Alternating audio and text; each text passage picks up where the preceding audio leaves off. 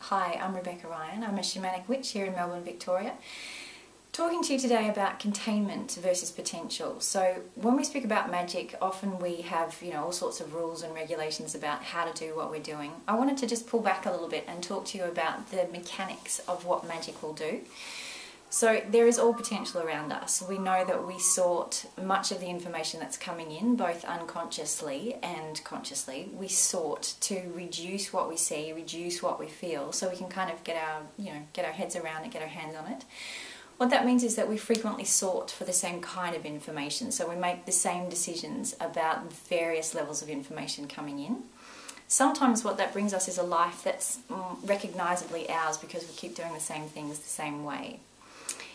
If we imagine that potential is around us all the time, like rolling sea or blue sky or heaps of golden beach sand, we can see that in all of this potential there is just one us. So we might be walking on the beach, we might be looking at the water, we might be observing the feeling of the sun on our skin. The decisions that we make in that take from all of potential and they contain it. So magic helps us contain things differently. And by that I mean, for instance, if you do a love spell, you might be working to have a different outcome in love for your life. You might want love that feels different. You might want some new kind of love. You might want to make the most of the love that you have. When you make a spell about love, you are trying to contain love differently so that you see it differently and you experience it differently in your world.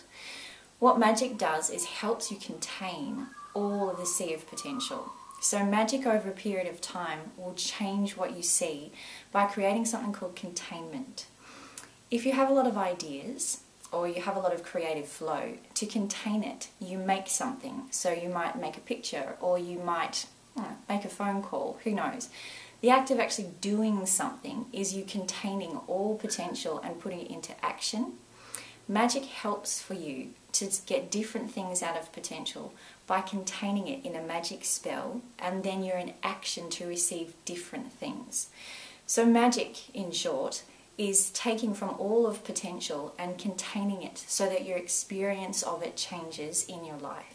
So I highly recommend magic. I highly recommend doing all sorts of different spells in all sorts of different ways, seeing what works for you and how it works for you, and just continuing to follow your flow so that as you contain more things, they might look different, they might occur differently for you in your life. I think magic is, I think it's a brilliant experience of using your creative flow to build things for you. Thank you.